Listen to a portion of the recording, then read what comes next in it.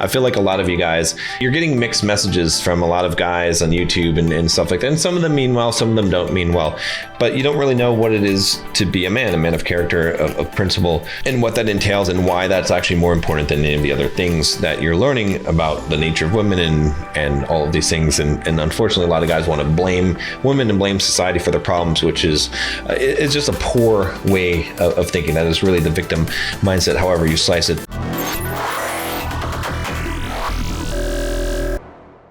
Anyway, we're going to jump into this email and you can judge for yourself what you think about what I'm going to say here. So, hi, John. I enjoy watching Manosphere videos on YouTube.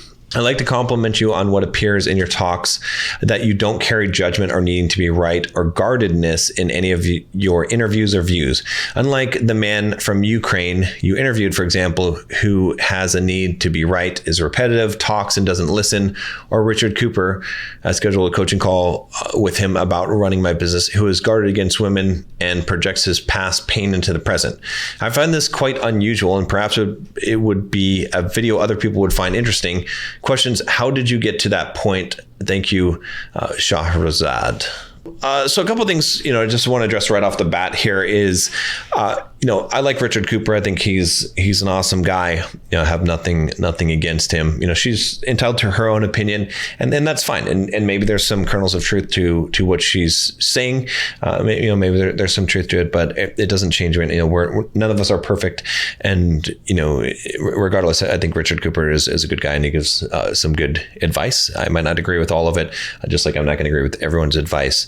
And I think she's talking about Coach Red Pill, as far as the guy from Ukraine, which again, also good guy. That was a good interview that I had with him. But she's really asking, like, how did I get to the point of not carrying judgment or needing to be right or being guarded in my interviews or views.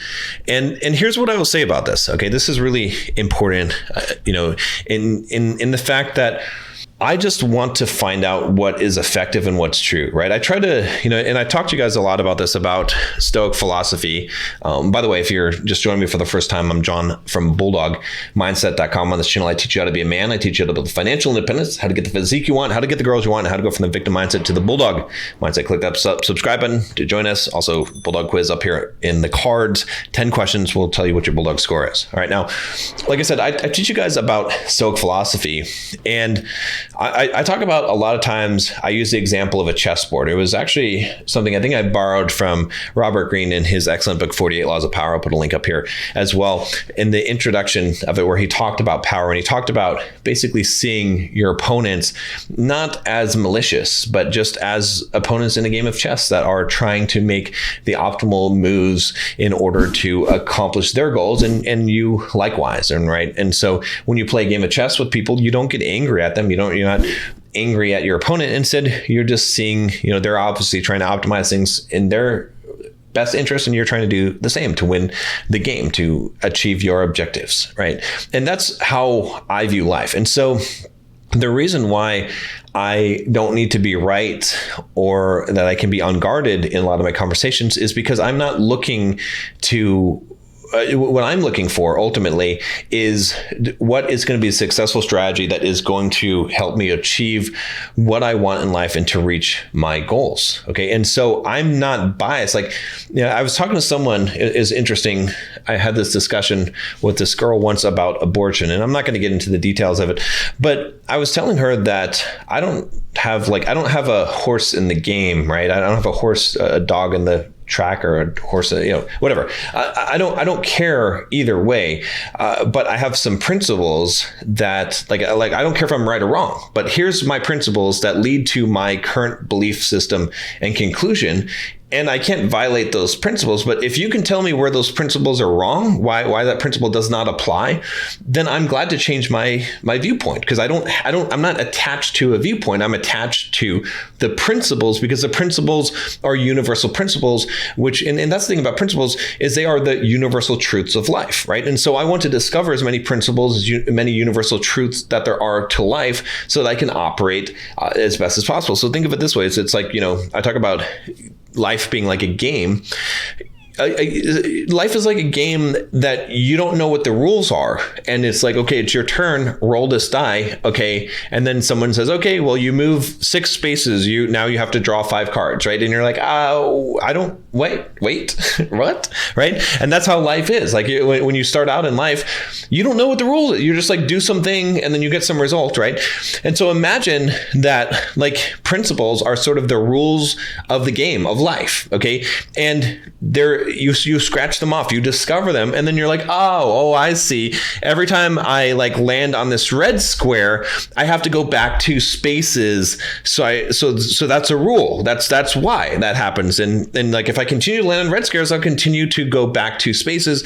And so now you know that rule. And so maybe you learn another principle and it's another rule, because those universally apply to the game of life, right? And so when you look at life from that perspective, okay, you don't care about being right or wrong. It doesn't matter. Because if I'm like, oh no, I really think the rule to the game should be like this, it doesn't change anything. It's still, every time you land on that red square, you're going to go back 2 spaces. Okay. And so the sooner that you accept that and embrace that principle, which is a rule, then the better off you are, because now you can strategize and you can play the game properly. Now you can avoid the red spaces, if that makes sense. Okay. And so that's kind of the viewpoint that I come from. Now, am I perfect? No, I'm not perfect. Of course, there's things that will knock me off of my game, that I do have some needing to be right. I do have some guardedness in my conversations. It's just very little, right? I try to let go of as much of that as possible, because I'm not looking, when I'm having a conversation with someone, I'm not looking to win the argument. I'm not even looking to argue. I'm just looking to find out what is the actual truth. And I want to bounce my ideas off of them.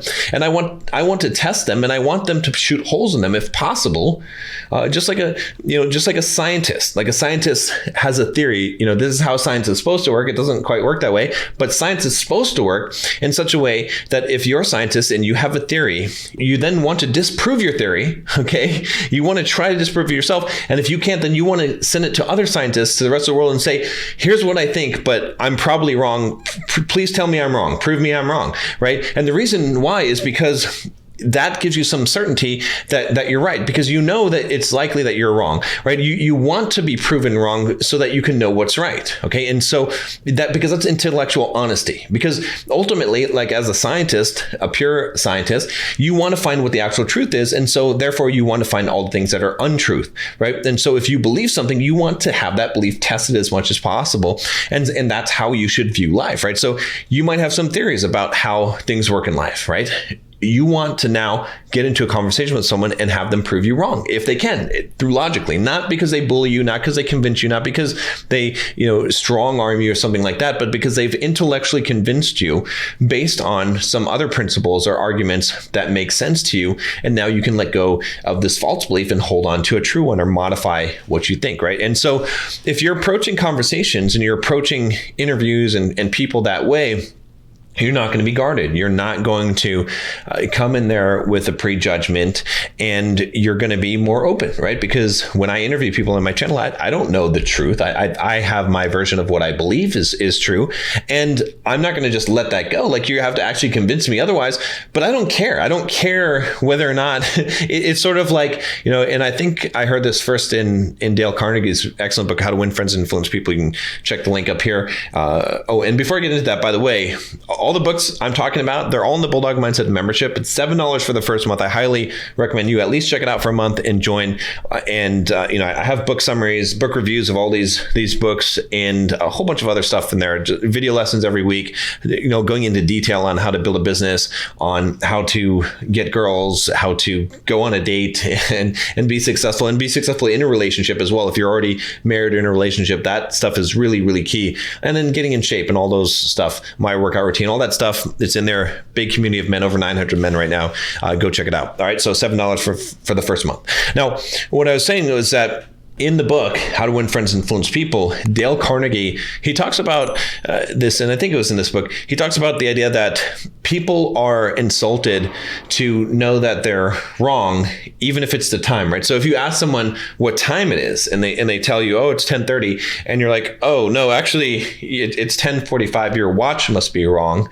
that's an insult. They're insulted that they're wrong about their watch. It's not personal, but they would take that as an insult because people want to hold on to their beliefs and views, even if they're not even their own. They didn't even come up with it. It's just their watch is wrong. There's no reflection on them, but people take their beliefs and views personally, which is another good reason why a good strategy in life is to not believe anything, to not hold beliefs, instead to hold probabilities of belief, right? So, and that's what I try to do is like, I don't believe anything 100% certain. There's percentages, right? So maybe I say, I use the classic example, which you guys like to crucify me on this, but whatever the percentages, it doesn't matter. But let's say that, some people think the earth is flat and most people think it's round. Okay.